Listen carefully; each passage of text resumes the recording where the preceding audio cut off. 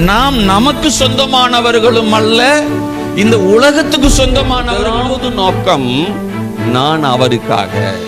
வியாதி இல்லாத ஒரு வாழ்க்கை நீங்க வாழ முடியும். வாழம் இருந்ததினால பாவங்கள் வந்துச்சு. இப்ப பாவம் நீங்குனா பாவங்கள் தானா நீங்கிடும்.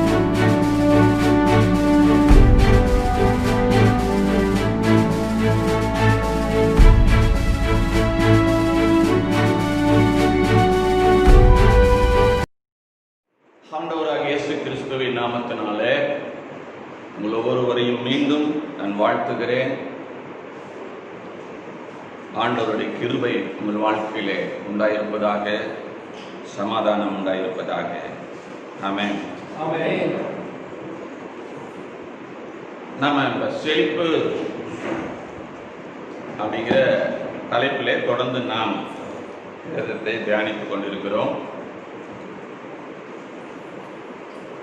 பொதுவாக அப்போ என்ன ஆகிட்டு வச்சுன்னு சொன்னால், கிறிஸ்துவ வட்டாரத்துக்குள்ள செழிப்பை பேசுகிறவர்கள் எல்லாருமே தவறான ஒரு உபதேசி, கிருபை பேசுகிறவர்கள் தவறான ஒரு உபதேசி, கல்ச் அப்படிங்கிற ஒரு முத்திரையை குதித்து விட்டார்கள். மற்றவங்க எப்படி பேசுகிறாங்கன்னு எனக்கு தெரியாது. இந்த செழிப்பு அப்படிங்கிறது நம்முடைய ஃபேஸ்புக் மூலமாக, யூடியூப் மூலமாக அனைவருக்கு போகிறது. தொடர்ந்து நம்ம செழிப்பு அப்படிங்கிற தலைப்பில் நான் பேசிக்கொண்டிருக்கிறதுனால என்னை ரொம்ப நேசிக்கிற ஒரு சகோதரி, அவங்க ஒரு ஊழியக்காரம்மா, எனக்கு ஒரு யூடியூப்பினுடைய ஒரு சின்ன கட்டிங் அனுப்பிச்சிருந்தாங்க. என்ன அனுப்பிச்சிருந்தாங்கன்னா, அந்த செழிப்பை பிரசங்கிக்கிறவர்களுக்கு ஒரு சேலஞ்ச் அப்படின்னு சொல்லி அனுப்பிச்சிருந்தாங்க. அதில் அவங்க என்ன சொல்றாங்க அப்படின்னு சொன்னால், அதில் ஒரு நல்ல பைபிள் ஸ்காலர் பேசுகிறார். நான் அவரை மதிக்கிறேன், அவருடைய அநேக ஆவிக்குரிய புஸ்தகத்தை படித்திருக்கிறேன், அவருடைய ஊழியத்தை நான் ரொம்பவும் கனம் பண்ணுகிறேன். அவர் என்ன சவால் விடுறாரு, திருநெல்வேலியிலையும் பாளையங்கோட்டையிலையும் சென்னையிலையும், திருச்செங்கோட்டை விட்டுட்டார், எனக்கு தெரியல அவருக்கு, இந்த செழிப்பை பேசுகிறவர்கள் ஒரிசாவிலும் பீகாரிலும் ஆப்பிரிக்காவிலும் இருண்ட பிரதேசங்களிலும் போய் இதை பேசுவதற்கு தயாரா அப்படின்னு ஒரு சவால் விடுறார். எனக்கு ரொம்ப அவரை எதிர்த்து பேசுறதுங்கிறது எனக்கு உண்மையிலுமே மனசு கஷ்டமா இருக்குது. நேரில் கிடைச்சாருன்னா உட்கார வச்சு என்ன செய்யலாம், அழகா பேசலாம், வாய்ப்பு இல்லை. இதனால இப்போ உங்க மனசுலயும் ஒரு வேலை அப்படிப்பட்ட எண்ணங்கள் இருக்கலாம். ஏன்னா யூடியூப்ல நிறைய வருது, ஃபேஸ்புக்ல நிறைய வருது, இது சரியில்லை, அது சரியில்லை, அவரு பேசுறது சரியில்லை, இவரு பேசுறது சரியில்லை அப்படின்னு சொல்லி. நான் என்ன சொல்றேன்னா, நான் சொல்றது பைபிள் இருக்கா முதல்ல பாருங்க. பைபிள்ல இருந்தா ஏத்துக்குங்க, இல்லைன்னா விட்டுருங்கன்னு சொல்றேன். நான் அவங்களுக்கு சொல்றேன், நீங்க வட இந்தியாவிலையும் 2 ஆப்பிரிக்கா நாடுகள்லையும் போய் ஊழியம் செய்றீங்களே, கன்னியாகுமரியிலையும் பாளையங்கோட்டையிலையும் தமிழ்நாட்டில் இருக்கக்கூடிய சர்ச்சில் இருக்கக்கூடிய பணத்தை வாங்காம உங்களால ஊழியம் செய்ய முடியுமா?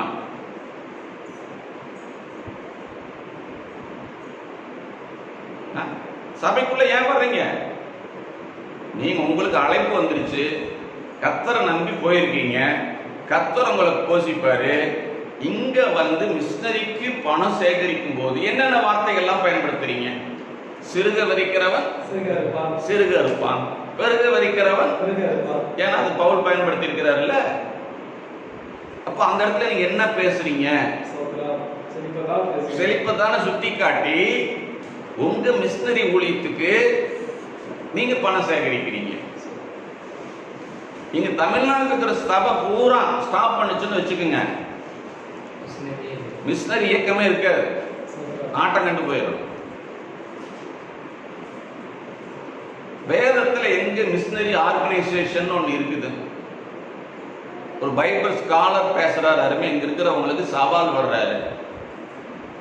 அன்னைக்கு திருச்சபைகள் ஆதி அப்போஸ்தல காலத்துல திருச்சபைகள் ஆவியானவர் பேசினாரு, பவுலையும் பர்னபாவையும் நான் அழைத்த ஊழியத்துக்காக பிரித்து விடுங்கள்னு சொல்லி சொன்னாரு. அதனால சபை அனுப்பிச்சு, அந்த சபை அவர்களை தாங்குது. நீங்க ஒரு ஆர்கனைசேஷனை ஏற்படுத்திக்கிட்டு நாங்க ஆதாயப்படுத்தி இருக்கிற ஆத்மாக்களை வந்து நீங்க பேசி அவனை மோட்டிவேஷன் பண்ணி அவனை எமோஷனுக்குள்ள நடத்தி அவனை சபையை விட்டு பிரிச்சு கொண்டு போய் அந்த ஊழியத்துல ஸ்தாபனம் பண்ணிட்டு அப்புறம் வந்து எங்க காசு கேட்கறது? நான் சொல்றேன், பிராஸ்பரிட்டி பேசி செழிப்பா இருக்கிற விசுவாசிகளை விட்டுட்டு இந்த தரித்திரத்திலேயே வாழ்ந்துட்டு இருக்கிற விசுவாசிகளை மட்டும் கூப்பிட்டு எங்க மிஷனரி ஊழியத்தை தாங்குங்கன்னு கேளுங்க, உங்களுக்கு பணம் வருமா? நீங்க மிஷனரி இயக்கத்தை நடத்த முடியுமா? சும்மா எல்லாத்தையும் கண்டபடி திட்டக்கூடாது. தினகரனை எவ்வளவோ பேர் திட்டினாங்க, ஆனா ஒருத்தர் கூட அவர் என்ன செஞ்சது கிடையாதுங்க, சவால் விட்டு பேசுனது கிடையாது. இதே மிஷனரி இயக்கம் எஃப்எம்பின்னு ஒன்று இருக்குது, இன்னைக்கு வரைக்கும் அதுல இருக்கிறவங்க யாரையும் என்ன செஞ்சது கிடையாது, தாக்கி பேசுனது கிடையாது. ஆனா இவர் இப்படி பேசுவார்னு நான் நினைக்கவே இல்லை. ஒருத்தர் பேசிட்டு இருக்கிற அகஸ்டின் ஜெபகுமார்னு ஒருத்தர் பாஸ்டர்களை கண்ட மேனிக்கு விசுவாசிகளை கண்ட மேனிக்கு தமிழ்நாட்டில் வந்து இங்க தமிழ்நாட்டில இருந்து தான் பீகாருக்கே பணம் போகுது. ஆனா வந்து இங்க என்ன பண்ணிட்டு இருக்கிறது, எல்லாத்தையுமே வெளுத்து வாங்குறது. நான் கேட்கிறேன், நான் உங்களுக்கு சவால் விடுறேன். நான் செழிப்புனா என்ன அப்படிங்கறது தெளிவா சொல்லிட்டேன். பணம் மட்டுமே செழிப்பு கிடையாது. அப்படின்னா இயேசுநாதர் ஆராதிக்காத எத்தனையோ கோடி பேரு இந்தியாவில் லட்சாதிபதியா கோடீஸ்வரனா வாழ்ந்துட்டு இருக்கிறான். அவன் எல்லாம் செழிப்புல இருக்கான்னு ஒரு நாள் நான் சொல்ல மாட்டேன். பிரசங்கத்தை முழுசும் கேட்கறது இல்ல, அந்த ஹெட்டிங் செழிப்பு அப்படிங்கிற ஹெட்டிங்க பார்த்தோன்னே சேக்கப் கள்ள பிரசங்கி கோட முத்தர ஒரு சீர் குத்தி இருக்கு. முதல்ல முழுசு என்ன சொல்றாங்கன்னு கேளுங்க. நான் சொல்றேன், முதல் பாயிண்ட் ஹெல்த் அண்ட் ஃபிட்னஸ் சொன்னேன். இது செழிப்பு. ஏன்னா உலகத்திலேயே சொல்லியிருக்காங்க நோயற்ற வாழ்வே குறைவற்ற செல்வம் அப்படின்னு. சரி, இது செழிப்பு நீங்க ஏத்துக்கல அப்படின்னா வியாதி வந்த உடனே டாக்டர்கிட்ட நீங்க போகக்கூடாது. ஜெபம் பண்ணி சுகமாக்குங்க. சாதாரண காய்ச்சலுக்கு டாக்டர்கிட்ட ஓடுறீங்க, சாதாரண தலைவலி வந்தா ஒரு அனாசின் எடுத்து போடுறீங்க, கால்பால் எடுத்து போடுறீங்க. அது கொஞ்சம் வசதி இருந்துச்சுன்னு சொன்னா ஜிஹெச்சுக்கு போறது கிடையாது. எங்க ஸ்பெஷலிட்டோ அந்த டாக்டர்கிட்ட போய் அட்மிட் ஆகி அது ஹெல்த் இன்சூரன்ஸ்ல வேலை என்ன பண்றது? இதெல்லாம் ஏன் செய்றீங்க? நீங்க தான் பாடு அனுபவிக்கிறவங்களாச்சே. வியாதியில கடக்க வேண்டியது. கர்த்தர் எழுப்புவாரு. யோபு உட்கார்ந்து ஓட்டு எடுத்து சொரிஞ்சுக்கிட்டு இருந்தாரு, அது மாதிரி சொரிஞ்சுட்டு உட்கார்ந்து இருக்க வேண்டியது தானே. வெளியில போய் கர்த்தர் சுகம் கொடுக்கிறான்னு ஏன் பிரசங்கம் பண்றீங்க? நான் சொல்றேன், நோய் வரும், ஆனா நோயை ஜெயித்து வாழணும்னு சொல்றேன். அல்லேலூயா. ஒரு கட்டத்துல நோய் இல்லாத வாழ்க்கைக்குள்ள நாம் என்ன செய்யணும்? கடந்து செல்வோம். அததான் நான் சொல்லுகிறேன் உங்களுக்கு. நான் அதுக்கு அடுத்தது அறிவு சார்ந்த வாழ்க்கை. அதுல பேசுறேன். அதுல ஒரு 2 பாயிண்ட் 3 பாயிண்ட் தான் பேசி இருக்கிறேன். பிதாவை அறியும் அறிவு ஒரு செழிப்புன்னு சொல்லி இருக்கிறேன். இப்ப இதை எனக்கு சேலஞ்ச் அப்படின்னு எடுத்துக்கிட்டீங்கன்னா அப்ப நீங்க பிதாவை அறியவே மாட்டீங்களா? பிதாவை குறிச்சு உங்களுக்கு அறிவே இருக்காதா? முட்டாளா வாழ்வீங்களா? எங்க பிதாவை அந்த மடியில், அவர் மடியிலிருந்து வந்த குமாரன் தான் அவர் என்ன பண்ணியிருக்கிறாரு? வெளிப்படுத்தி இருக்கிறாரு. அவர் மூலமா தான் நாம அந்த பிதாவை அறிய முடியும். நீங்க பழைய ஏற்பாட்டு எடுத்து நியாயப்பிரமாணத்தை எடுத்து வச்சுக்கிட்டு பார்த்தீங்கன்னா பிதாவை பூரணமா அறிந்து கொள்ள முடியாது. அவரை வெளிப்படுத்துவதற்கு வந்த இயேசு கிறிஸ்துவின் மூலமாய் நீங்கள் பிதாவை அறிந்து அவரை நேசிக்கிற வாழ்வு ஒரு செழிப்பான வாழ்வு நான் சொல்றேன். அதுக்கு சவால். அப்படின்னா என்ன அர்த்தம்? இந்த அறிவு தேவையில்லைன்னு அர்த்தம். சத்தியத்தை அறிகிற அறிவு செழிப்புன்னு சொன்னேன். ஏன்னா சத்தியத்தை அறிவீர்கள், சத்தியம் உங்களை விடுதலையாக்கும். அப்ப சத்தியத்தை ஒரு மனுஷன் சத்தியமா அறிஞ்சு கொள்றது, முழுமையா தெளிவா அறிஞ்சுக்கிறதுக்கு பேரு செழிப்புன்னு நான் சொல்றேன். அதுக்கு ஆமா சவாலா? அப்படின்னா நீங்க சத்தியத்தை அறிய மாட்டீங்களா? சத்தியம் வேண்டாமா உங்களுக்கு?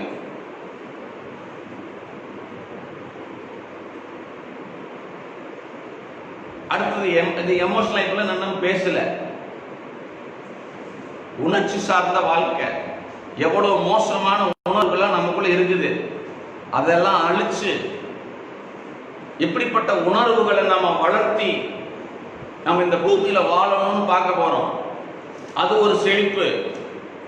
கேரக்டர், இயேசு கிறிஸ்துவை பிரதிபலிக்கிற ஒரு கேரக்டர், ஒரு செழிப்பான வாழ்க்கைன்னு சொல்றேன். அதுக்கு சவாலா?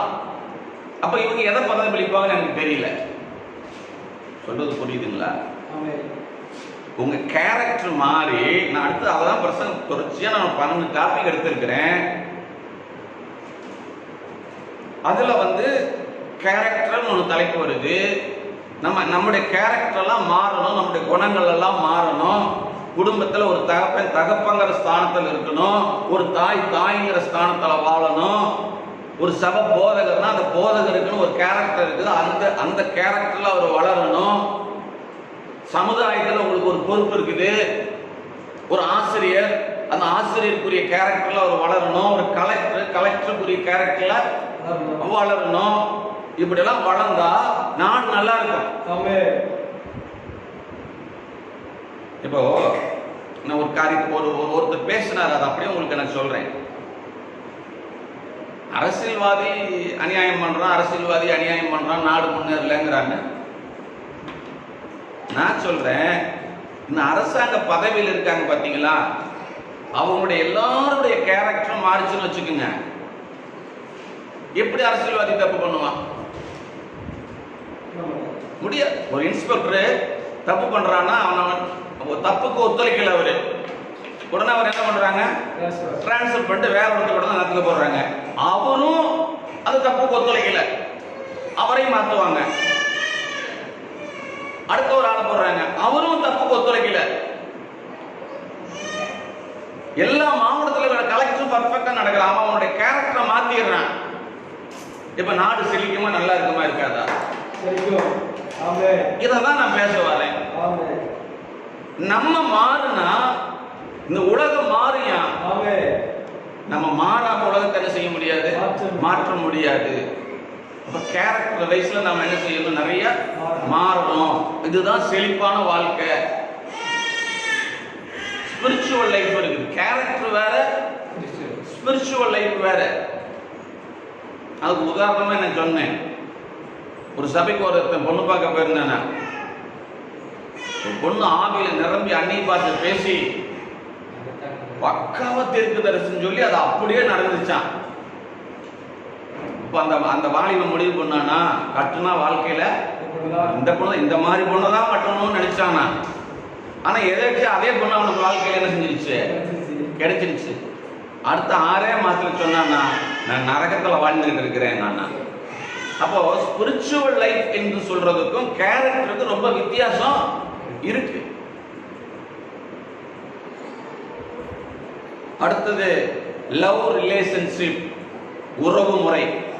அன்பினால் ஏற்படக்கூடிய உறவு முறை சிறப்பானதாக இருக்குமானால் நீ செழிப்பில் இருக்கிறாய் என்று சொல்லுகிறேன். இப்ப எனக்கு சேலஞ்ச் அப்படின்னு ஒரு வார்த்தை போடுறாங்கன்னா, அப்ப நீங்க என்ன பண்ண போறீங்க? ரிலேஷன்ஷிப் எல்லாம் உடைச்சிட்டு வாழ போறீங்களா?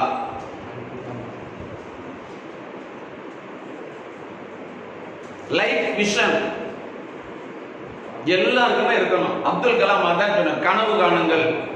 வாழ்க்கையில முன்னேறணும்னு என்ன பண்ணணும்? கனவே இல்லாத வாழ்க்கையில் உருப்படவே முடியாது. ஊழியத்திலையும் அதே மாதிரி தான் ஒரு தரிசனம் இருக்கணும். நான் ரட்சிக்கப்படுறதுக்கு முன்னால இவ்வளவு பேர் சபையில உருவாக்கணும், இத்தனை சபையை உருவாக்கணும், இதெல்லாம் செய்யணும், நமக்கு ஒரு பெரிய கனவோட தான் அந்த இடத்துல நான் நிக்கிறேன். அப்ப இந்த லைஃப் விஷனே எனக்கு இல்லை அப்படின்னா நான் செழிப்பில்லாதவன், வறட்சியானவன். நான் இப்போ சேலஞ்ச் எதுக்கு சேலஞ்ச் விடுறீங்க? தரிசனத்துக்கு சேலஞ்ச் விடுறீங்களா?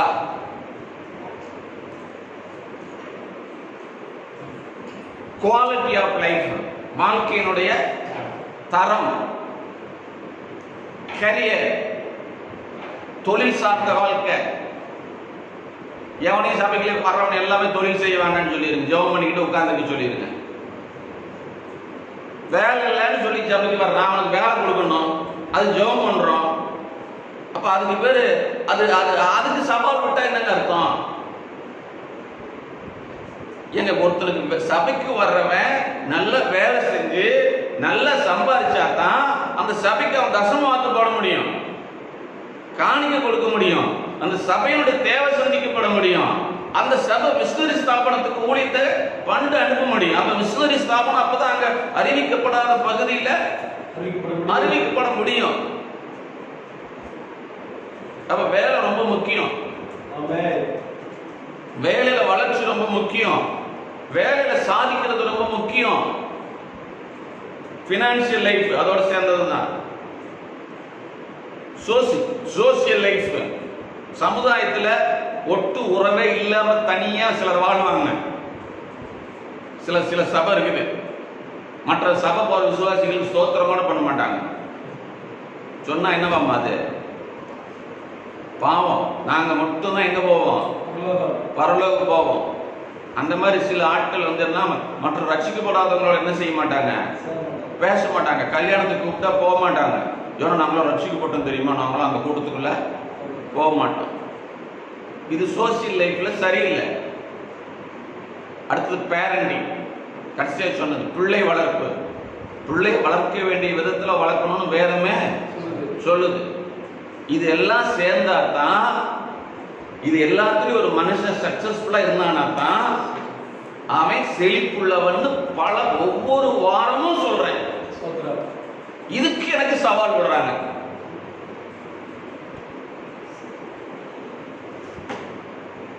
இங்க இருக்க லோக்கல் பாஸ்டர் நம்ம எனக்கு சவால் விட்டுருக்காங்க.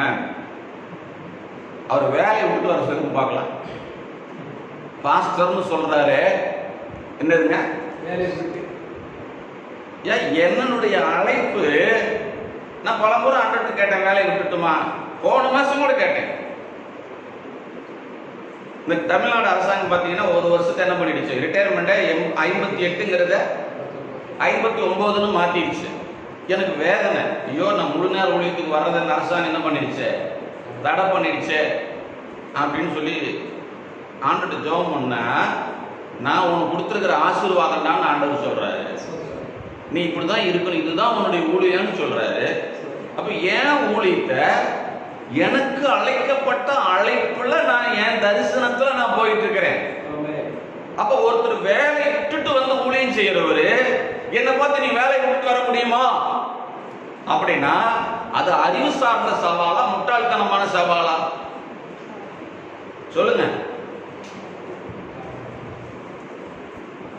முட்டாள்தனமான சவால் அது.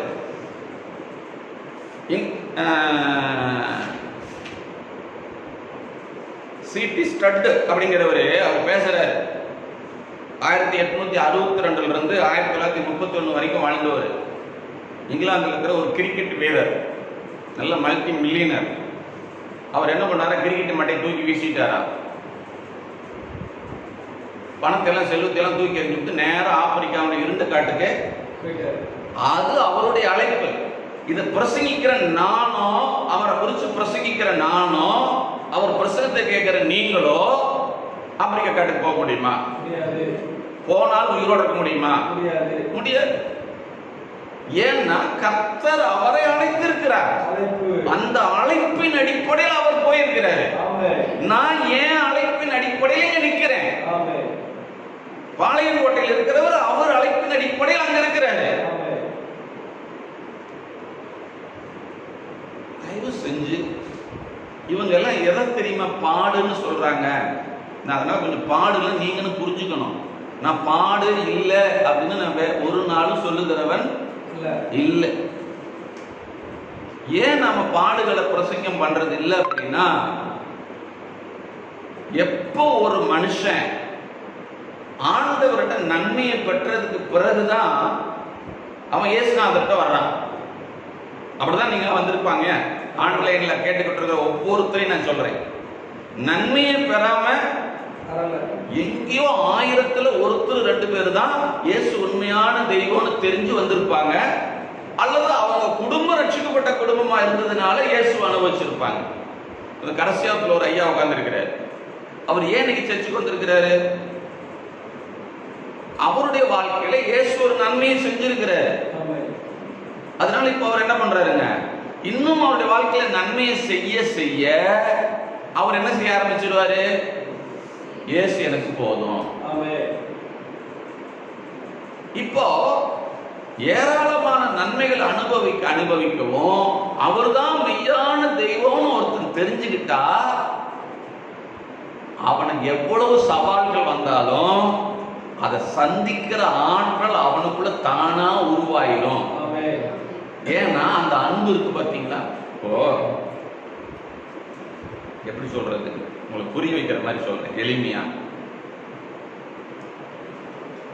நம்ம சாலினிய தங்கத்துறைக்கு கல்யாணம் பண்ணி கொடுத்தாச்சு. நான் உதாரணத்துக்கு தாப்பா சொல்றேன், கோச்சு விட. இப்ப வாழ்க்கப்பட்டாச்சு. என்ன சொல்றாங்க அவங்க தேவ சமூகத்தில் ஒரு பிராமிஸ், என்ன, இன்பத்திலும் துன்பத்திலும் அப்படியெல்லாம் சொல்லி நான் என்னமோ நான் உனக்கு தான் மனைவியா இருப்பேன்னு வாழ்க்கப்பட்டாச்சு. இப்போ 2 நாள் கழிச்சு தங்கத்தூர் அங்கிருந்து வந்தோடனே சிண்டை பிடிச்சி 4 அப்பா அப்புறம் அப்ப அந்த பிள்ளை என்ன விட்டு ஓடி போயிடுமா? அப்படி ஓடி போற மாதிரி இருந்தா எத்தனை குடும்பம் டைவர்ஸ் ஆயிருக்கு தெரியுமா? நீங்க டாஸ்மாக் கடையில குடிச்சு விட்டு ஆடிட்டு வீட்டுல வந்து சுயநிலையம் இல்லாம விழுந்து கிடக்கிறான். அந்த மனைவி என்ன பண்றா, அவனை தூக்கி இழுத்து படுக்கையில போட்டு பாய போட்டு போர்வை எடுத்து போத்தி தூங்க வைக்கிற. யார? குடிகாரன, வீட்டுக்கு 10 பைசாவுக்கு பிரயோஜனம் இல்லாதவன. ஏன்? கணவன் கல்லானாலும் கணவன் புல்லானாலும் புருஷன் நேசிக்க தோணுது, முடியல, அழுகுறான, உள்ளுக்குள்ள அழுதுகிட்டு இருக்கா. வெளியில என்ன பண்றா, அவனை நேசிக்கிறா முடியல.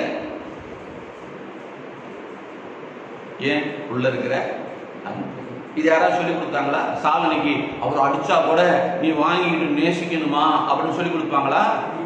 இல்ல. இயல்பாவே அவர் என் கணவர், அடிச்சா நாளைக்கு மாறிடுவார் அப்படிங்கிற ஒரு நம்பிக்கை, இன்னைக்கு இல்லைனால் நாளைக்கு நல்லா வாழுவோம் அப்படிங்கிற ஒரு நம்பிக்கை இருக்கிறது. அதே போல இயேசுநாதர்கிட்ட உண்மையா அவர் தான் என் ரட்சகர்னு அறிஞ்சிட்டு வந்துட்டாங்கன்னா அவங்களுக்கு எத்தனை பாடுகள், எத்தனை உபத்திரவங்கள், எத்தனை வேதனைகள், எத்தனை சஞ்சலங்கள் வந்தாலும் அவர்களை அந்த தேவ அன்பிலிருந்து அவர்களை பிரிக்கவே முடியாது. ஆகவே பாடுகளை குறித்து சொல்லித்தர வேண்டிய அவசியம் இல்லை. நான் திரும்ப திரும்ப சொல்றேன், பாடுகள் அழைப்பின் அடிப்படையில் அமைந்திருக்கிறது. ஏன் பாடுகள் வேற, கென்னடியுடைய பாடுகள் வேற, ராஜாவுடைய பாடுகள், அகஸ்டின் ஜெபக்குமாருடைய பாடுகள் வேற. அவரும் மிஷனரி ஸ்தாபனத்தை தான் ஸ்தாபிச்சிருக்கிறாரு. ஆன் ஸ்டான்லி அவருடைய பாடுகள் வேற. இன்னும் நிறைய மிஷனரி ஸ்தாபனங்கள் இருக்குது.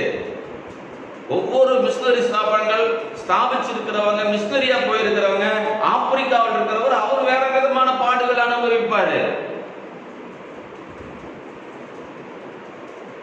ஆனா ஆசீர்வாதம் என்பது அழைப்பின் அடிப்படையில் அல்ல, சுதந்திரிப்பதின் அடிப்படையில் இருக்கிறது. ஆமென்.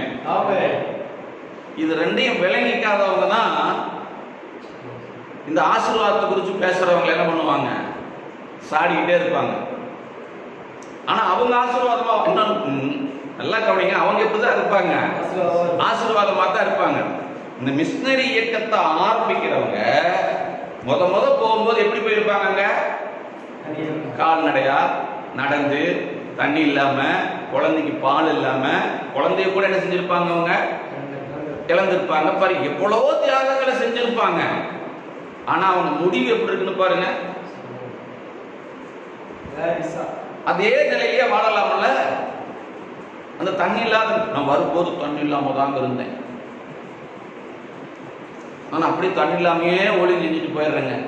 நான் வரும்போது 2 ட்ரெஸ்ஸோட தாங்க வந்தேன், அந்த 2 ட்ரெஸ்ஸோடவே நான் மிஷினரி ஊழியத்தை முடிச்சுட்டு நான் போயிடுறேங்க. யாராவது அப்படி இருக்காங்களா? இல்ல சபை ஊழியத்துக்கு வந்தவங்க தான் அப்படி யாராவது இருக்காங்களா? வாடகை கூட வீடு கிடைக்காது, கொடுக்க மாட்டாங்க. ஒரு சபை போதகரா அழைக்கப்பட்டு ஒரு ஊருக்குள்ள என்ட்ரு ஆகிறாருன்னா அவருக்கு வாடகை கூட என்ன செய்ய மாட்டாங்க? வீடு கொடுக்க மாட்டாங்க. ஆனா அவரு ஒரு 500-1000 விசுவாசி சம்பாதிச்சிட்டாருன்னு வச்சுக்கோங்க, சைக்கிள் ஓட்டுவார் நினைக்கிறீங்களா?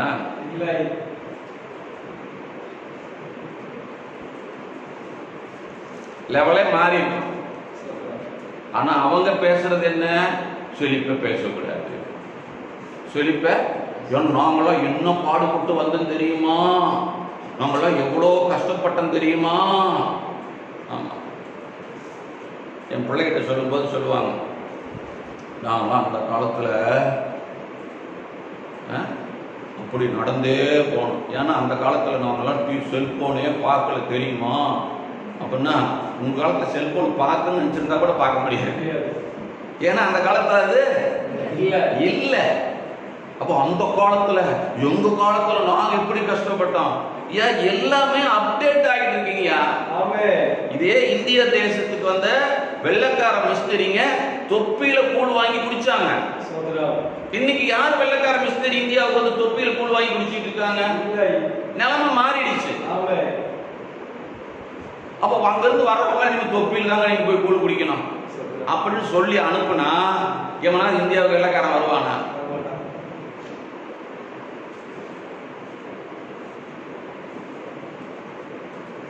நான் உங்களுக்கு இந்த பாடுகளை குறித்து கொஞ்சம் விளக்கிடலான்னு நான் விரும்புகிறேன். ஆனால் இவங்க நினச்சிட்டு இருக்கிற பாடுகள் எல்லாம் பாடுகள் இல்லை.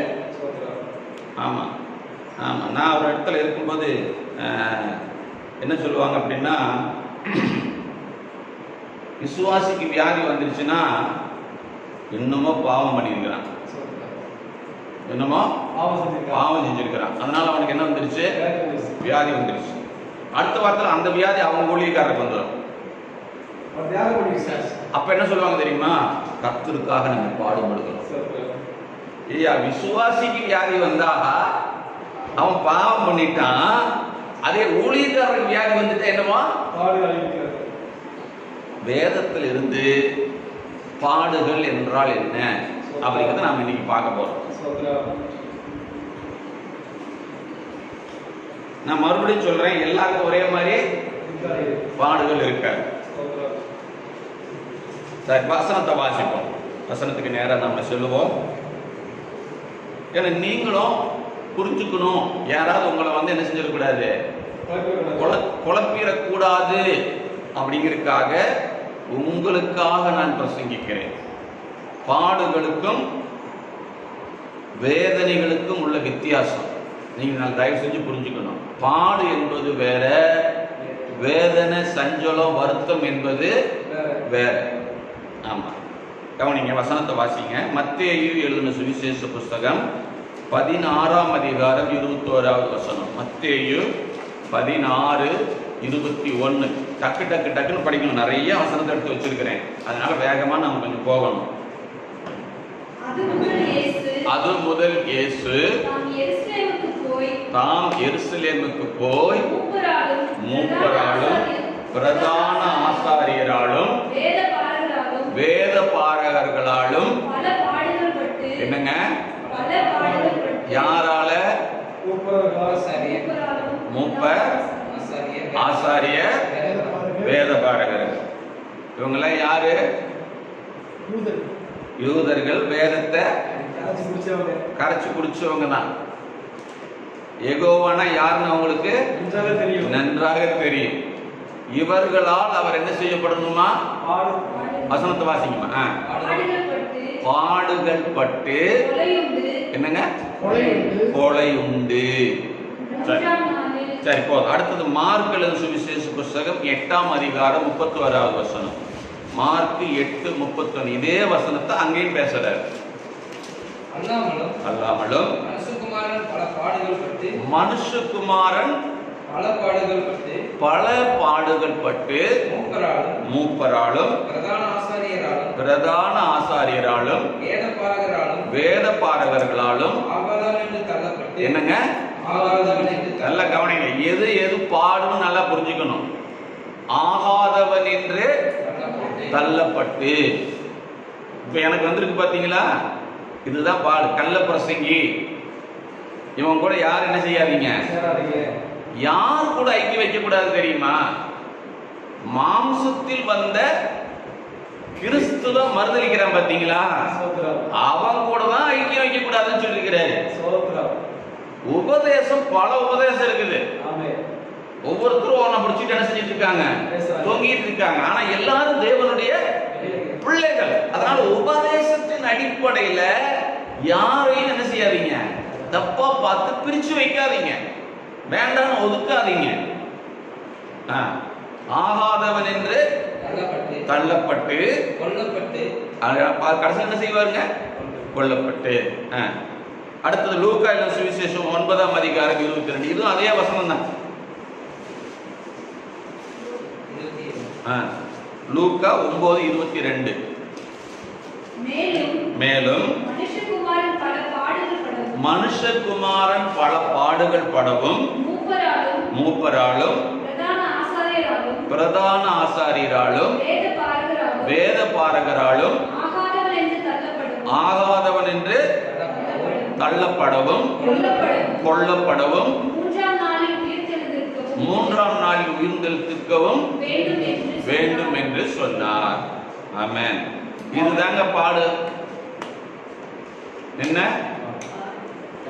உங்களை நீங்க போய் இயேசு என்ன செய்ய வந்தாரு, தேவனை வெளிப்படுத்த வந்தார். சத்தியத்தையும் கிருபையையும் வெளிப்படுத்த வந்தார். அவங்க எதை பிடிச்சுக்கிட்டு இருந்தாங்க, நியாயப்பிரமாணத்தை பிடிச்சுக்கிட்டு இருந்தாங்க.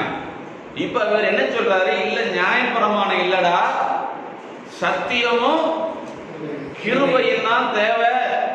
தேவன் நல்லவராகவே இருக்கிறார், அன்பாகவே இருக்கிறார், உன் வாழ்க்கை மாற்றவே ஆசைப்படுகிறார்.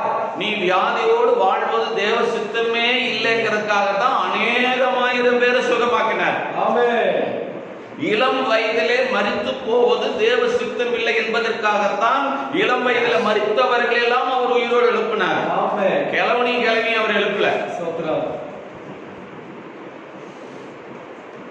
குஷ்டரோகம் தள்ளப்பட்டு புறக்கணிக்கப்பட்டு நொந்து நூலாகி வேதனை அனுபவிச்சுக்கிட்டு இருக்கிறவன போய் தொட்டு எனக்கு சித்தம் உண்டு சுத்தமாகன்னு தேவ அன்பை வெளிப்படுத்தினார்.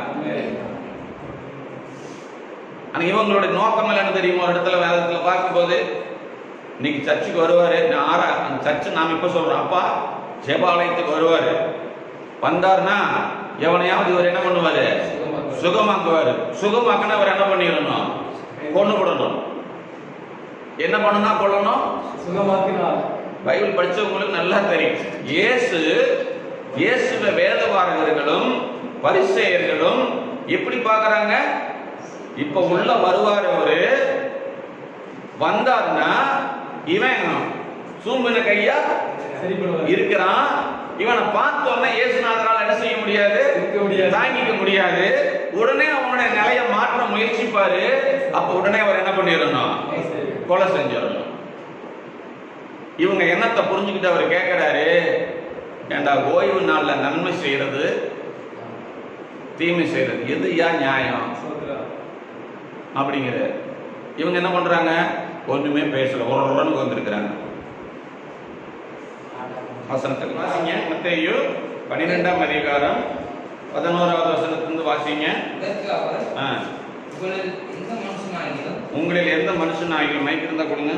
ஒரு ஆடு இருந்து படிங்க.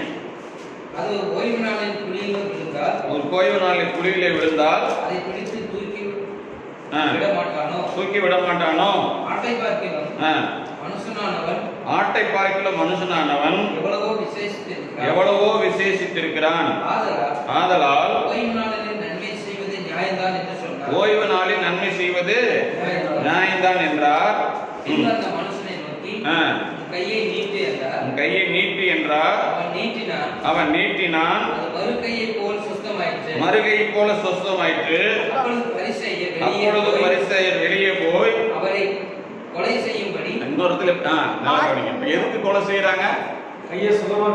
கையை சுகமாக்குனதுக்காக அவங்க என்ன செய்யறாங்க? அவரை கொலை செய்யறாங்க. அப்ப இயேசுவினுடைய ஆசை என்ன? நன்மை செய்யணும், நல்ல மனுஷன் நல்லா இருக்கணுங்கிறது ஆசை. இப்ப அவர் என்ன செய்யணும்னு நினைக்கிறாங்க? அவங்க கொலை செய்யணும்னு நினைக்கிறாங்க. நானும் அதை தான் சொல்றேன். ஐயா, சபைக்குள்ள வந்துட்டியா, நீ நல்லா இருக்கணும்னு பிரசங்கம் பண்றேன். மார்க் 3ஆம் அதிகாரம் தெரியுங்க, அதுதான் ரொம்ப சூப்பரா இருக்கு. மார்க் 3ஆம் அதிகாரம் 4வது வசனத்தை ஓய்வு நாட்களில் நன்மை செய்வதோ, ஓய்வு நாட்களில் நன்மை செய்வதோ, தீமை செய்வதோ, ஜீவனை காப்பதோ, அழிப்பதோ எது நியாயம் என்றார். அவர்கள் பேசாமல் இருக்கார்கள். எப்படி இருந்தாங்க? இதுக்கெல்லாம் பதில் பேச மாட்டாங்க. விமர்சனம் மட்டும் பண்ணுவாங்க. ஆனா வேத வசனத்தை எடுத்து நியாயத்தை வச்சோம்னா அவங்களால என்ன பண்ண முடியாது? பதில் பேச முடியாது. பேசுவாங்க, விதாண்டவாதமா பேசுவாங்க. நான் தான் மடி சொல்றேனே, இந்த செழிப்பை கண்டனம் பண்றவங்க எல்லாரும் எங்கதான் இருக்காங்க? செழிப்புல தான் இருக்காங்கய்யா. அவங்க எதையும் விட்டு கொடுக்கறதுக்கு அவங்க கார்லயே போய் பழகிட்டாங்கன்னா அவங்களால என்ன பண்ண முடியாது? பைக்ல நடக்க முடியாது. நல்லா புரிஞ்சுக்குங்க. 3 வேளை நல்லா சாப்பிட்டு பழகிட்டாங்கன்னா கஞ்சி அவங்கனால குடிக்க முடியாது. ஆனா அவங்க செழிப்பு பேசுறவங்க என்ன பண்றாங்க? கண்டனம் பண்றாங்க. எல்லாமே மாறி போயிருக்கும். செப்பல் முதல்ல ஸ்லிப்பர், பேரக்கான் செப்பல் போட்டிருப்பாங்க, அது கூட இல்லாம உழைத்து வந்திருப்பாங்க. இப்ப என்னவா இருக்கு தெரியுமா? கோட்டு சூட்டு எல்லாம் மாறி இருக்கும். ஆனா நீ இப்படி மாறுவேனா? அதான் நான் பிரசங்கம் பண்றேன். விசுவாசிகள் இப்படி நீங்க என்ன பண்ணணும்? மாறணும், ஊழியத்துக்கு அள்ளி கொடுக்கணும், தேசம் வளரணும், விருத்தி அடையணும், இந்தியா ஆசீர்வதிக்கப்படணும், இந்திய பொருளாதாரத்துல முன்னேறணும். நீங்க முன்னேறினாதான் இந்தியா முன்னேறும். இதான் நான் பேசுறேன். பாடிங்க, வாசிங்க. அவர்கள் பேசாமல் இருந்தார்கள். அவர்களுடைய இருதய கடினத்தின் நிமித்தம் அவர் விசனப்பட்டு. அவங்க இருதயம் எப்படி இருக்குங்க? கடினமா இருக்கு. ஏன்னா ஒன்ன மட்டும் புடிச்சுக்கிட்டு அப்படியே ஓடிக்கிட்டு இருக்குது. அடுத்தது உள்ள வாங்கணுங்கிற எண்ணமே அவங்களுக்குள்ள இல்ல. அவ்வளவு இருதய கடினம். செழிப்பா கல்ட், தவறான உபதேசம். கிருபையா, தவறான உபதேசம். எல்லாம் வேதத்தில் இருக்கியா? அதான உள்ள போய் உள்ள வாங்கி அதை ஜீரணிச்சு அது சரியா தவறான்னு பார்க்கறதுக்கு கூட என்ன கிடையாது? என்ன கிடையாது? அந்த தலைப்பை பார்க்கறனே வேண்டாம். என்ன சொல்ல வர்றாருன்னு கூட என்ன செய்யறது இல்ல, முழுசும் கேட்கறது. அவ்வளவு இருதய கடினம் பாருங்க. இருதய கடினத்தின் நிமித்தம் அவர் என்ன பண்ணாருங்க? விசனப்படுகிறார். கோபத்துடனே என்ன செய்யறாருங்க? கோபத்துடனே சுற்றிலும் இருந்தவர்களை பார்த்து அந்த மனுஷனை நோக்கி உன் கையை நீட்டு என்றார். அவன் நீட்டினான். அவன் கை மறுகை கொள்ள சொஸ்தமாயிற்று. உடனே பரிசேயர் புறப்பட்டு போய் அவரை கொலை செய்யும்படி அவருக்கு விரோதமாய். இவங்க மனசுல உடனே என்ன வந்துருச்சு? இயேசுவை கொன்றணும். எதுக்காக இயேசுவை பண்ணாங்க? நன்மை செஞ்சதுக்காக. இதுதான் பாடியா? பாடுன்னா என்ன? நன்மை செஞ்சதுனால அதை ஏத்துக்க முடியாதவங்க உன்னை வைக்கிறாங்க பாத்தியா, உன்னை புறக்கணிக்கிறாங்க பாத்தீங்களா, மாமா அச்சனெல்லாம் ஓடி ஒதுங்கிட்டான் பாத்தீங்களா. இப்ப நீங்க இயேசுவிட்ட நன்மையை பெற்று இயேசுநாதர்கிட்ட வந்திருப்பீங்க, உடனே சொந்தக்காரங்களா என்ன சொல்லுவாங்க, நீ அதுல போய் சேர்ந்துட்டியா, இனிமே உங்க கூட நாங்க உறவு வச்சுக்குவேன். நான் சொல்லுவேன் எனக்கு நீங்க தேவைன்னு. நான் என் சொந்தக்காரங்களே என்ன கேட்கும் போது நீ எல்லாம் இனிமே எனக்கு தேவையில்லைன்னு அவங்க சொல்லும் போது நான் சொல்லுவேன், நீங்க எனக்கு, நான் உங்களுக்கு தேவையில்லாம இருக்கலாம், ஆனா நீங்க எனக்கு தேவை, இயேசுவுக்கும் தேவை. ஆமென். நல்லா கவனிங்க. இப்ப பாருங்க, அந்த இருதய கடினம் அவர் என்ன செய்கிறது, கொலை செய்ய துணிந்தது. இப்ப 1 பேதுரு புத்தகத்தை எடுத்துக்கொள்ளுங்க. 1 பேதுரு முதலாம் அதிகாரம், 1 பேதுரு முதலாம் அதிகாரம் 11வது வசனம்.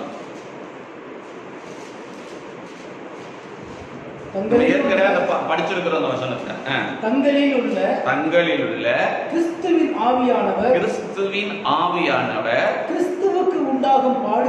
கிறிஸ்துவுக்கு உண்டாகும் பாடுகளையும் அவைகளுக்கு பின்வரும் மகிமைகளையும் முன் அறிவித்த.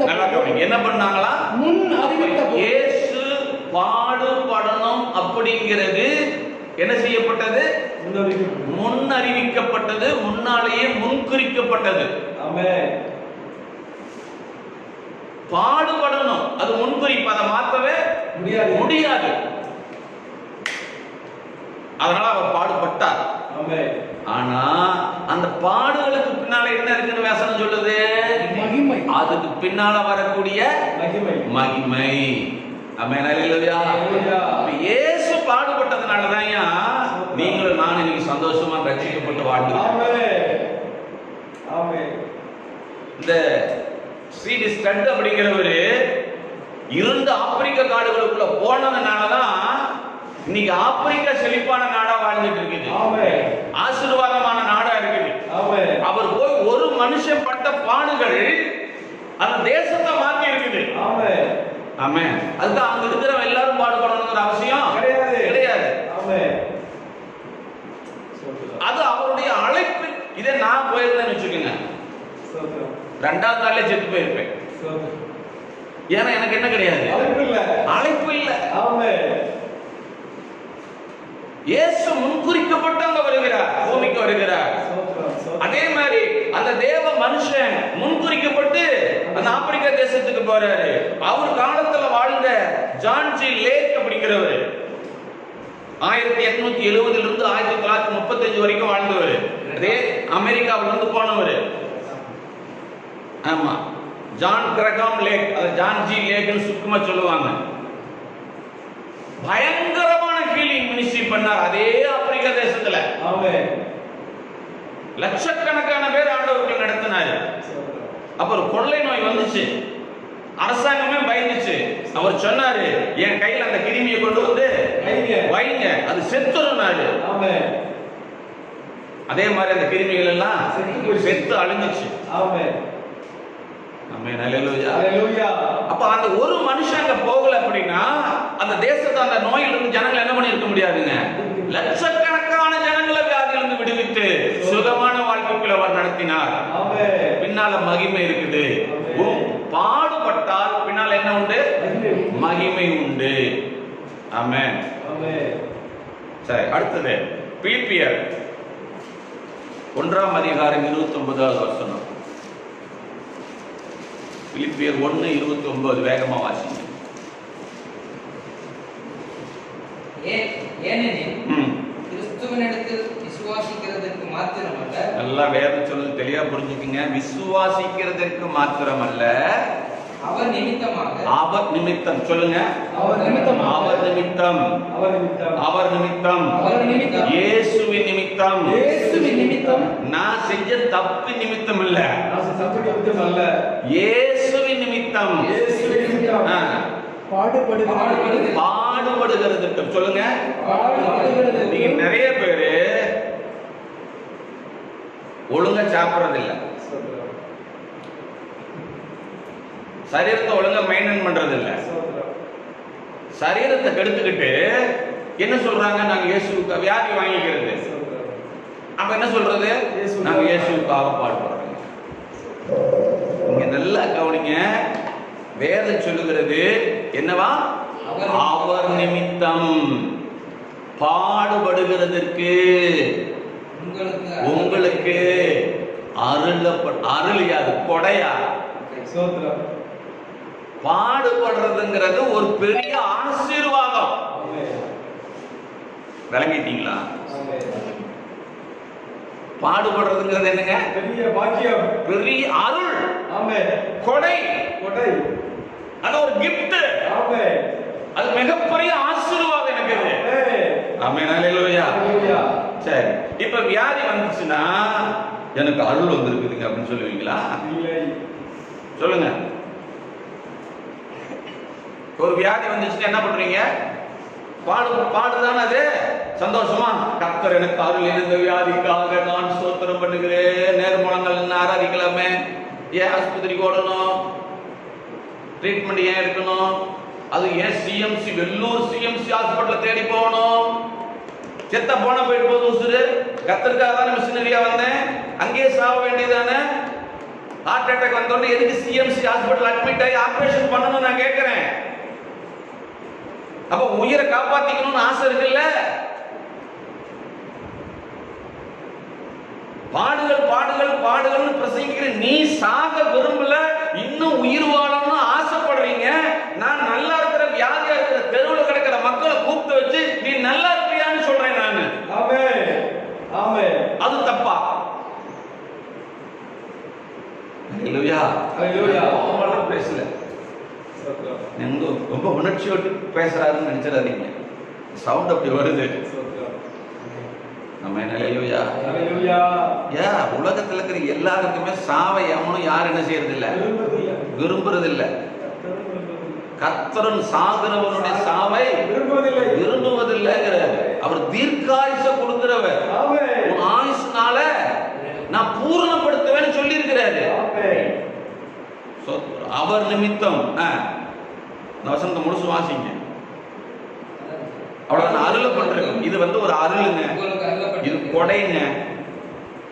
என்னங்க, பாடு என்பது ஒரு கொடை. அதே பிலிப்பியர் 1:30 வாசிங்க மறுபடியும். நீங்கள் என்னிடத்திலே கண்டதும், என்னிடத்தில், இப்ப பவுல் சொல்றார் பாடுனா என்ன அப்படின்னு பவுல் சொல்றார். என்னிடத்தில் கண்டதும் எனக்கு உண்டு என்று இப்பொழுது கேள்விப்படுகிறதுமான போராட்டமே உங்களுக்கும் உண்டு. யார் நான் பாடுபட்டு வந்தேன் பாத்தீங்களா, அந்த பாடம் எங்கிட்ட இப்ப இருக்குன்னு நீங்க கேள்விப்படுறீங்க பாத்தீங்களா, இதுவும் உங்களுக்கும் உண்டு. அப்ப பவுல் என்ன பாடுபட்டாரு சொல்லுங்க. இவங்க சொல்ற பாடுகள் அவர் அனுபவிச்சாரா? வசனத்தை வாசிங்க. அப்போஸ்தலர் நடபடிகள் 14ஆம் அதிகாரம். அப்போஸ்தலர் நடபடிகள் 14ஆம் அதிகாரம் 4வது வசனம் 5வது வசனம். பட்டணத்தின் ஜனங்கள் பிரிந்து சிலர் யூதரையும் சிலர் அப்போஸ்தலரையும் சேர்ந்து கொண்டார்கள். ரெண்டா பிரிஞ்சிச்சு ஊர். ஒரு கூட்டம் பவுல் பக்கம், இன்னொரு கூட்டம் ஊர் பக்கம். ஊர் ரெண்டாயிடுச்சு. இப்போ ஏன் அங்க போய் இவர் என்ன பண்ணிருக்கிறாரு, இயேசுவை பத்தி பிரசங்கம் பண்ணிருக்கிறார். இவர்களை அவமானப்படுத்தவும் என்ன செய்யணும் சொல்லுங்க, என்ன பண்ணணும்? இதுதான் பாடு. அவமானப்படுத்தவும் கல்லெறியவும் வேண்டும் என்று புறஜாதியாரும் யூதரும் அவர்கள் அதிகாரிகளும் அமளி பண்ணுகையில் என்ன பண்ணாங்க? அமளி பண்ணாங்க, ஆர்ப்பாட்டம். என்ன பண்ணணும்? இவங்களை கல்லெறி, இவங்களை அவமானப்படுத்தணும் அப்படின்னு தீர்மானம் பண்றாங்க. இதுதான் பாடு. நீ ஒரு இடத்துல போய் இயேசுவை பத்தி சொல்றதுனால உனக்கு வர்ற பிரச்சனைக்கு தான் பேர் என்னங்க? பாடுகள். இயேசுவை ஏற்று ஏற்றுக்கொண்டதுனால உன் சொந்த பந்தங்களுக்கு மத்தியில் வரக்கூடிய பிரச்சனைகளுக்கு தான் பேர் என்னங்க? பாடுகள். வாசிங்க. அடுத்தது 19வது வசனத்தை வாசிங்க. பின்பு அந்தியோகியாவிலும் அதே அதிகாரத்தில் தான் 19 வாசிக்கிறீங்க. வாசிங்க. சில யூதர்கள் வந்து ஜனங்களுக்கு போதனை செய்து என்ன பண்ணாங்க? போய் உங்க சுவிசேஷம் அறிவிச்சுட்டு இருக்காங்களா?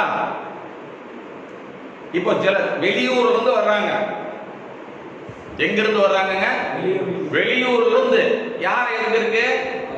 பவுலுடைய ஊழியத்தை தடை பண்றதுக்கு வந்து ஜனங்கள்கிட்ட பேசுறாங்க. டேய், இவன் மதம் மாத்திரக்கு வந்துட்டான்டா அப்படின்னு. அன்னைக்கு இருந்துச்சு ஆர்எஸ்எஸ், இன்னைக்கும் இருக்குது. நாம நினைச்சுட்டு இருக்கிறோம் இப்பதான் ஆர்எஸ்எஸ் வந்துருச்சுங்க, நம்மள எதுக்குறாங்க. அப்பவே இருந்துச்சுங்க, பேர் தான் வைக்கல. இப்ப பேர் வச்சிருக்கிறாங்க, அவ்வளவுதான். பவுலை கல்லெறிந்து அவன் மரித்து போனான் என்று எண்ணி எப்படி போனாங்க? பட்டணத்துக்கு வெளியே இழுத்துக்கிட்டு போனாங்க. செத்து போயிட்டான். கல்லணத்தங்கள் எறியறது இல்ல. அவன் கையில கிடைச்ச கல்லெல்லாம் எடுத்து என்ன பண்றாங்க? அப்ப மண்டை, கை, கால் எல்லாம் அடிபட்டு மயக்க போட்டு மலர்ந்துட்டாரு. செத்து போயிட்டான்டான்னு நினைக்கிற வரைக்கும் என்ன செய்யறாங்க? கல் எடுத்து அடிக்கிறாங்க. செத்து போயிட்டான்னு முடிவாயிடுச்சு. இப்ப அவர் என்ன பண்றாங்க? காலை பிடிச்சு இழுத்துட்டு போனாங்களா? கையை பிடிச்சு இழுத்துட்டு போனாங்களா? ஒருவேளை கைத்த கட்டி இழுத்துட்டு போனாங்களா? தெரியாது. நம்ம சிவகங்கை பகுதியில மருது பாண்டியர்னு இருந்தாங்க 2 பேர். அங்க ஒரு சுவிசேஷகர், ஒரு மிஷினரி வந்தார் சுவிசேஷ சொல்றதுக்கு. இந்த 2 மருது பாண்டியர்கள் என்ன பண்ணாங்க தெரியுமா? ஒரு அந்த மிஷினரிய கையை காலை கட்டி ரதத்துல பூட்டி இவங்க 2 பேர் உட்கார்ந்து தெரு தெருவான மிஷினரி என்ன பண்ணாங்க? இழுத்தடிச்சு சாகடிச்சாங்க. அந்த மாதிரி இவர் என்ன பண்றாங்க? இழுத்து கொண்டு போய் வெளியில போட்டாங்க. பட்டணத்தை விட்டு கொண்டு போய் வெளியில போட்டாச்சு. இப்ப ஸ்ரீசர்கள் என்ன பண்றாங்க? எல்லாம் போயிட்டாங்க. இழுத்து போட்டு போனவங்கலாம் போயிட்டாங்க. இப்ப யார் இருக்கிறா? கொஞ்சம் விசுவாசிகள் சீசர்கள் மட்டும் இருக்கிறாங்க. ஐயோ, பவுலுத்தான் நம்பி இருந்தோம், பவுலுக்கு என்ன ஆயிட்டாரு? சுத்து போயிட்டாரு அப்படின்னு சூழ்ந்து நிற்கையில் பட்டணத்திற்குள் பிரவேசித்தான். அவன் எழுந்து கை தட்டுவோமா? அவன் கொடுத்தாங்களா? சொல்லுங்கயா. செத்து போயிட்டான்னு நினைச்சு இழுத்து கொண்டு போட்டவன எழுந்து நின்னா பட்டணத்துக்குள்ள போனா மறுபடியும் அதே ஊருக்குள்ள போறான். இன்னைக்கு இந்த பாடுபடுறேன்னு சொல்ற ஆளுகளுக்கு எத்தனை பேருக்கு இந்த தைரியமும் துணிச்சலும் இருக்கு?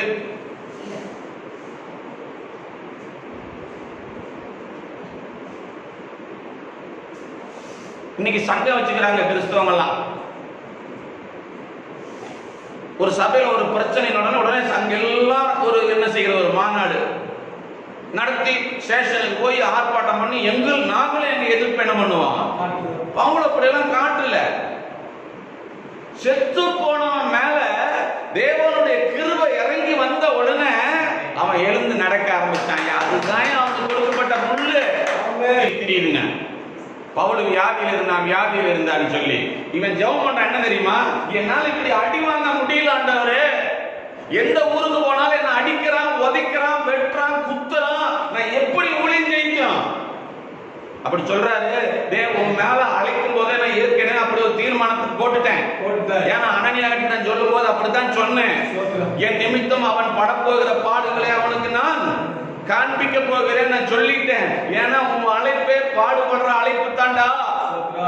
அதனால அதை என்ன பண்ண முடியாது? மாற்ற முடியாது. ஆனா நீ அந்த பாடுகளை குறிச்சு கவலைப்படாத. அடுத்த செகண்ட் என் கிருபை உன் மேல இறங்கிரும், என் பலன் உன் மேல இறங்கிரும். அந்த பாடு உன்னை ஒண்ணும் பண்ணாது. ஹல்லேலூயா. அதனால பாடுகள் வருதுன்னு பயப்படாதீங்க. எங்கெல்லாம் பாடுகள் வருதோ அங்கெல்லாம் தேவ மகிமை இறங்கும். உடனே அவன் எழுந்து நடந்தான். இதுதான் உண்மையான பாடுகள். இப்படி பாடுபடுறவங்க நான் பாடுபடுறேன்னு சொன்னா ஏத்துக்கலாம். ஆமென். இப்ப கிருபை தேவக்கு உன் பலவீனத்தில் என் பலன் பூரணமா விளங்குச்சாங்க. ஆமென். விசுவாசிங்க ஆர்லிஸ் கொண்டு போனாங்களா? இல்ல. ஆப்பிள் ஜூஸ் கொண்டு போனாங்களா? ஐயோ எங்க பாஸ்டர் அடிச்சுட்டாங்க, கை முறிஞ்சு கட்டு போட்டு ஹாஸ்பிட்டல் படுத்திருக்கிறாரு, நாங்கெல்லாம் வாங்க எல்லாம் போய் கூட்டி ஜெபம் பண்ணி பார்த்துட்டு வருவோம். இல்லையா? அந்த உபத்திரவத்தை இன்னைக்கு எந்த ஊழியக்காரனும் அனுபவிக்கல, எந்த மிஷனரியும் அனுபவிக்கல. பவுல் அனுபவிச்ச உபத்திரவத்தை. ஆனா அடுத்த செகண்ட் அவர் எழுந்து தேவ பலத்தோடு அந்த பட்டணத்துக்குள்ள மறுபடியும் கடந்து போகிறார். தன்னுடைய ஊழியத்தை அவர் தொடர்ந்து செய்து கொண்டே இருக்கிறார். ஆமென். ஹல்லேலூயா. அந்த அததான் சொல்றாரு, என்னிடத்தில் கண்டதும் என்னிடத்தில் உண்டென்று நீங்கள் கேள்விப்படுகிறமான அந்த பாடுகள் தான் இருக்கிறே ஒழிய வியாதி தரித்திரம் இவைகள் பாடுகள் இல்லை. அடுத்து அப்போஸ்தலர் 20ஆம் அதிகாரத்துக்கு வாங்க.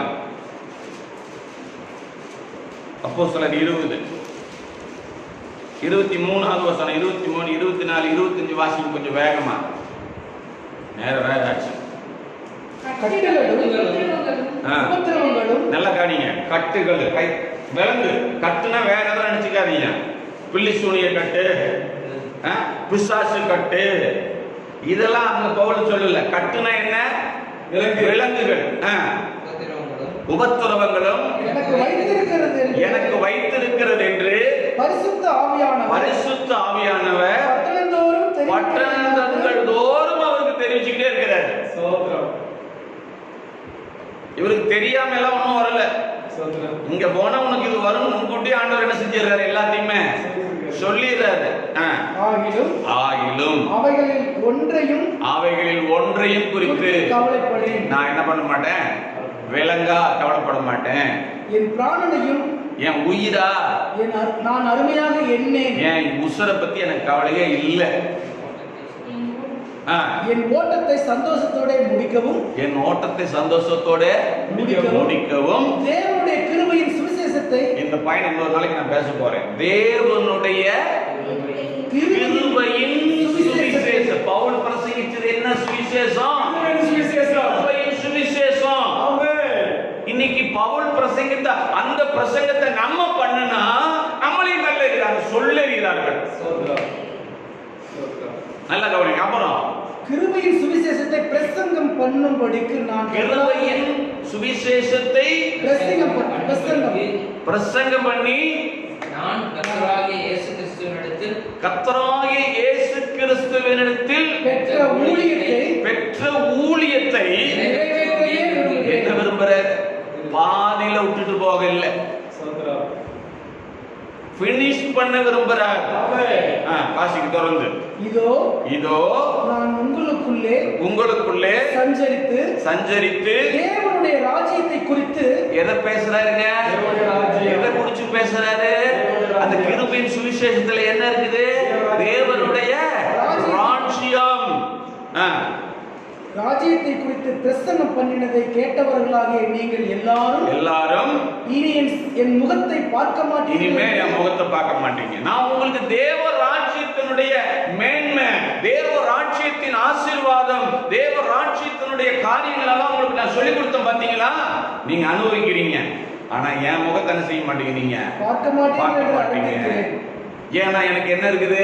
கட்டுகள், எனக்கு உபத்திரவங்கள், என் உயிரும் போக போகுது. ஆனா அதை பத்தி நான் கவலைப்படல. என் ஓட்டத்தை என்ன செய்ய போறேன்? நானு சந்தோஷமா முடிக்க போறேன். ஆமென். ஹல்லேலூயா. இதெல்லாம் எதுக்காக பவுலுக்கு வந்துச்சான்? கிருபையின் சுவிசேஷத்தை பிரசங்கித்ததினாலும் தேவ ராஜ்யத்தினுடைய தன்மையை ஜனங்களுக்கு கற்றுப்படுத்துவதினாலும். ஸ்தோத்திரம். சரி, இப்ப பிலிப்பியர்ல 3ஆம் அதிகாரம் 10வது வசனம். இன்னும் ஏகப்பட்ட வசனம் இருக்குது, என்னைக்கு முடிக்கிறதுன்னு தெரியலையே. பிலிப்பியர் 3:10. இப்படி நான் அவரையும் நல்லா கவனிக்கணும். அவர் உயிர்த்தெழுதலின் வல்லமையையும் அவருடைய பாடுகளின் ஐக்கியத்தையும். யாருடைய பாடு? கிறிஸ்துவின் பாடுகளின் ஐக்கியத்தையும் அறிகிறதற்கும் எதை அறிய விரும்புறாரு? நல்லா புரிஞ்சுக்க. யாருடைய பாடு? கிறிஸ்து எதற்காக பாடுபட்டாரோ அதற்காக பாடுபடுறதுக்கு தான் பேரு பாடு. கிறிஸ்து எதுக்காக பாடுபட்டாரு? பிசாசனுடைய கிரியைகளை அழிச்சு, வறுமையை நீக்கி, தரித்திரத்தை நீக்கி, வியாதிகளை நீக்கி, ஒரு மனுஷனை நல்ல வாய்ப்புகளை கொண்டு வர்றதுக்காக இந்த பூமிக்கு வந்து பாடுபட்டார். ஆமென், அல்லேலூயா. அவர் எனது நிமித்தம் தரித்திரரானார். அவர் எனது நிமித்தம் பாவமானார். ஆமென், அல்லேலூயா. அதுதான். அப்படி நானும் அந்த மாதிரி செய்யறது தான் என்னங்களா? பாடு. ஆமென். தொடர்ந்து வாசிங்க. அடுத்தது ரோமர் 8ஆம் அதிகாரம் 17ஆவது வசனம். ரோமர் 8:17.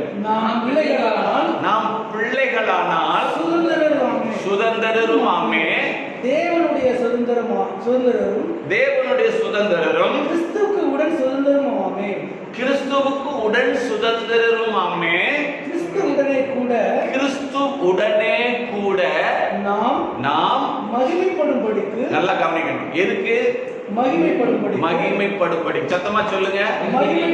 அழிஞ்சு போறதுக்காக அல்ல, நொந்து நூடுல்ஸ் ஆகிறதுக்காக அல்ல,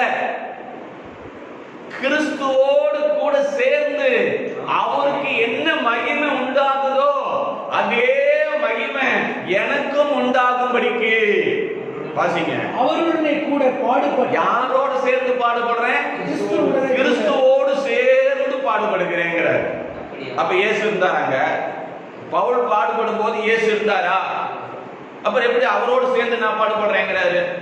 அவருடைய காரியங்கள் செய்யறாரு. கொஞ்சம் புரிஞ்சுக்குங்க.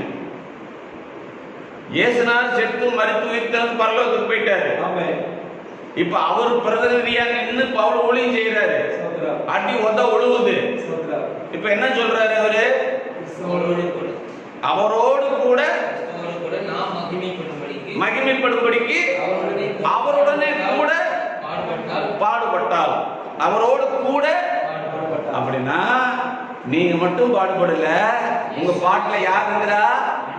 அவரும் கூடவே இருக்கிறார். அல்லேலூயா.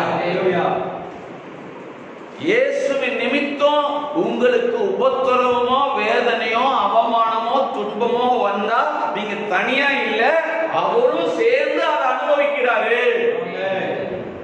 அதனாலதான் சொன்னார் பவுல, சபையை சின்ன பின்னமாக்கி புறப்பட்டு போறான் பார்த்தீங்களா? முள்ளில் உதைக்கிறது உனக்கு கடினமா? அப்ப நீ யாரு? நீ துன்பப்படுத்துகிற இயேசு. இயேசு யாரை துன்பப்படுத்தினா? இல்லை, விசுவாசிகளை துன்பப்படுத்தினா. அப்ப தேவ ஜனங்கள் தேவ ராஜ்யத்தின் நிமித்தம் பாடுபடும் போது அது உங்களுக்கு எனக்கு அல்ல, அது யாருக்கு போய் சேருது? இயேசு கிட்ட போகும். அல்லேலூயா. இதுதான் பாடு. இப்ப நான் கேட்கிறேன், நீ வியாதிப்பட்டா அந்த வியாதி இயேசுனார்கிட்ட போகுமா? இல்லை. அவர் வந்து உட்கார்ந்து வியாதியில பெட்ல படுத்துவாரா? இல்லை. சொல்லுங்க. இயேசு வியாதியே வராது. வியாதியை அழிக்க பூமிக்கு வந்தார். தரித்திரத்தை அழிக்க பூமிக்கு வந்தார். அல்லேலூயா. ஆமா, நீ பாடுபடுறதுங்கிறது சுவிசேஷத்தின் நிமித்தம் அனுபவிக்கிற பாடுகள் தான் பாடுகள். அதில் அவர் கூட பக்கபலமா நிக்கிறார். சரி, அதுக்கு அடுத்தது இந்த பாடுகளினால நமக்கு என்னென்ன மேன்மை நேராச்சு. அதனால இப்ப நான் இந்த வாரம் முடிக்கிறேன். இந்த பாடுகள்னால நல்லா புரிஞ்சுக்குங்க, நாம் அழிந்து போவது இல்லை. இதுக்கு பின்னால் என்ன வரப்போகுது? மகிமை வரப்போகிறது. ஆமென். அப்ப பாடு என்பது என்னை அழிப்பது அல்ல, என்னை உருவாக்குவது. பாடு என்பது என்னை கொள்ளுவது அல்ல, என்னை உலகத்துக்கு வெளிச்சமாய் மாற்றுவது. பாடுகள் என்பது என்னை அமிழ்த்து போடுவது அல்ல, பட்டணத்துக்கு வெளிச்சமாய் மலை மேல் உள்ள பட்டணமாய் என்னை மாற்றுவது. ஆமென். புரிஞ்சுக்கணும்னா அடுத்த வாரமும் கேட்போம். கேட்டீங்கன்னா தெளிவடைவீங்க. நம்ம ஆண்டோடைய சமூகத்தில் நம்ம ஒப்பு கொடுப்போம். பாடுபடுறதுக்கு அருளப்படணும். அருள் இல்லாம எல்லாரும் பாடுபட முடியாது. விசுவாசிகள் எல்லாருமே பாடுபட முடியாது. அவர்களுக்கு அளிக்கப்பட்ட அந்த கிருபையின் அளவின்படி, விசுவாசத்தின் அளவின்படி அவர்கள் பாடுபட வேண்டிய சூழ்நிலை இருக்குது. ஆனால் அது நம்மை அழிப்பதல்ல, நமக்கு மகிமையை கொண்டு வரக்கூடியது. தயவு செஞ்சு புரிஞ்சுக்குங்க. கிறிஸ்துவின் நிமித்தம் வரக்கூடிய பாடுகள் மகிமையை கொண்டு வரக்கூடியது.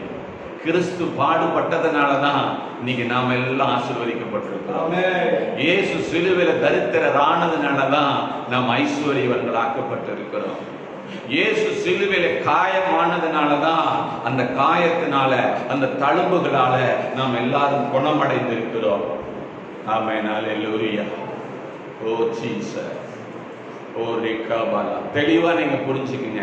வியாதி பாடு இல்லை, தரித்திரம் பாடு இல்லை, நீ கடன் வாங்கிட்டு திரிகிறது பாடுகள் இல்லை. ஆமென். தயவு செஞ்சு புரிஞ்சுக்குங்க. வேலை இல்லாம திண்டாடிக்கிட்டு இருக்கிறது பாடுகள் இல்லை. இதெல்லாம் நான் கிறிஸ்துவுக்காக பாடு அனுபவிக்கிறேன்னு நினைக்காதீங்க. ஸ்தோத்திரம், அல்லேலூயா. சுவிசேஷத்தை அறிவிப்பதின் நிமித்தம், தேவ ராஜ்யத்தின் நிமித்தம் வரக்கூடியவைகள் தான் பாடுகள். ஆனால் அது என்னை அழிப்பது அல்ல, என்னை மகிமையிலே சேர்க்கக்கூடியது. அது எனக்கு எத்தனை ஆசீர்வாதம் இருக்குதுன்னு சொல்லி பவுல் அதை பட்டியலிட்டு இருக்கிறார். அதையெல்லாம் நாம் அடுத்த வாரம் பார்க்க போறோம். எங்களை நேசிக்கிற நல்ல பரிசுத்த பிதாவே, இந்த அருமையான ஆசீர்வதிக்கப்பட்ட ஆண்டவரே, அப்பா ஸ்தோத்திரம். அப்பா, இந்த அருமையான இந்த நாளில் கூட நாங்கள் ஆங்காங்கே இந்த லாக்டவுன் பீரியட்லையும் வீடுகளில் அமர்ந்து தேவனுடைய சத்திய வசனத்தை கேட்கும்படி, ஆண்டவரே உம்மை ஆராதிக்கும்படி எங்களுக்கு கொடுத்த நல்ல கிருபைகளுக்காக நாங்கள் உமக்கு நன்றி செலுத்துகிறோம். அப்பா, நாங்கள் ஆசீர்வாதமாய், நாங்கள் மகிமையாய் வாழ்வதற்காகவே நீர் சிலுவையிலே பாடுபட்டீர். ஆண்டவரே, உம்முடைய பாடுகள் எங்களுக்கு மகிமையை கொண்டு வந்திருக்கிறது. எங்கள் வாழ்க்கையை மாற்றி இருக்கிறது, எங்கள் தரித்திரத்தை மாற்றி இருக்கிறது, எங்களுடைய ஆண்டவரே அனைத்து சூழ்நிலைகளையும் மாற்றுகிறது என்று சொல்லி நாங்கள் விசுவாசிக்கிறோம். ஆண்டவரே, இன்னும் தொடர்ந்து நாங்கள் இந்த பாடுகளுடைய மேன்மையை தியானிக்க கர்த்தர் எங்களுக்கு உதவி செய்யும்படி உம்முடைய கரத்தில் நாங்கள் தாழ்த்து ஒப்பு கொடுக்கிறோம். நாங்கள் தெளிவாய் புரிந்து கொள்ள, பிசாசனுடைய வாதிப்பிற்கும் தேவன் அருளும் பாடுகளுக்கும் உள்ள வித்தியாசத்தை நாங்கள் புரிந்து கொள்ள கர்த்தர் எங்களுக்கு உதவி செய்யும்படி உம்முடைய கரத்தில் எங்களை நாங்கள் தாழ்த்தி ஒப்பு கொடுக்கிறோம். எல்லா கண்ணம், துதி, மகிமை யாவற்றையும் ஒருவருக்கே செலுத்துகிறோம். இயேசுவின் நாமத்தில் பிதாவே, ஆமென், ஆமென், ஆமென். என் ஆத்துமாவே கர்த்தரை ஸ்தோத்திரி, என் முழுவதுமே உடைய பரிசுத்த நாமத்தை ஸ்தோத்திரி. என் ஆத்துமாவே கர்த்தரை ஸ்தோத்திரி, கர்த்தர் செய்த சகல உபகாரங்களையும் மறவாதே. ஆமென். நம்முடைய பிதாவாகிய தேவனுடைய அன்பும், நம்முடைய ஆண்டவராகிய இயேசு கிறிஸ்துவினுடைய கிருபையும், பரிசுத்த ஆவியானவர் வழிநடத்தலும் சிநேகமும் நம் அனைவரோடும் கூட நிலைத்திருப்பதாக.